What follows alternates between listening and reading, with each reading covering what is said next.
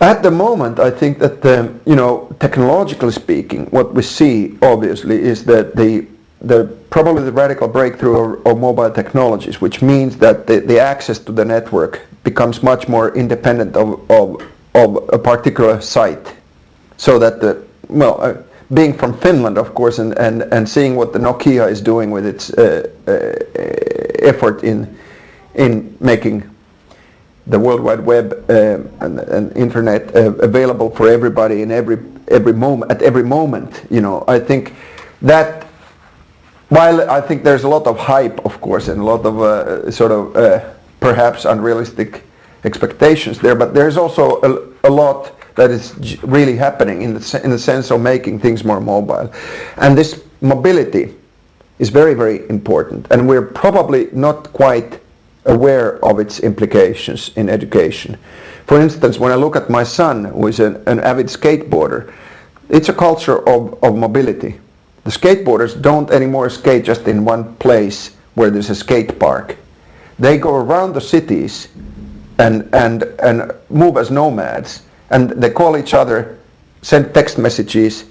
In near future, they probably send video showing that here is a nice place to skate. This particular ramp, or this particular way the stairway is built in this building is good for skateboarding, and it means that there is a kind of a coming together and dispersing, kind of pulsation socially and informationally, which is a very different notion of network. The network is not anymore just stable nodes in one, which are connected.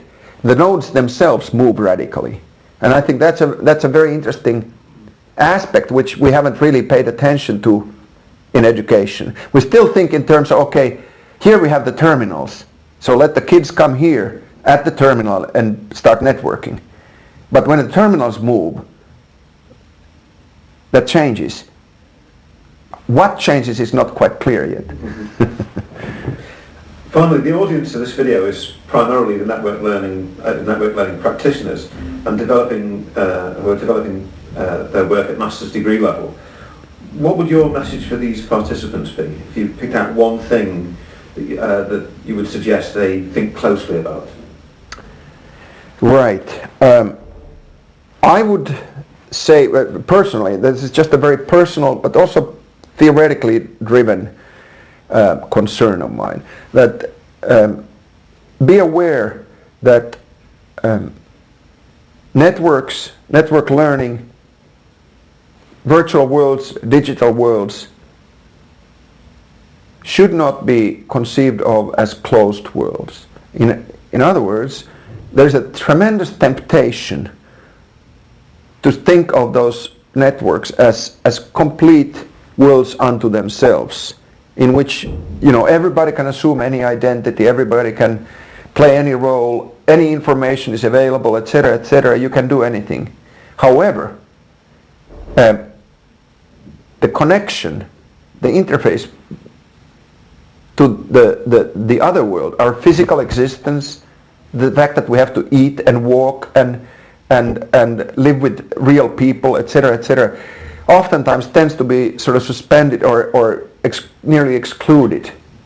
The closed world phenomenon is a real challenge, and I think we need mixed worlds. We need worlds which cross those boundaries and become hybrids. So in a way, I think that in this sense, I'm thinking of, if you think of fantasy, good fantasy books, the Narnia books of C.S. Lewis, they were pretty much Narnia was pretty much a closed world. You had to enter through, a closet, and then you were there. But Harry Potter's world is different, because it's actually, it's in the everyday society. His magician school is a place where they actually have to cross the boundary. And that's, I think, is a good lesson. And we should learn from Harry Potter in that sense, that we should not construct our Narnias. We should construct the magician schools in which you have the trouble of actually facing your parents and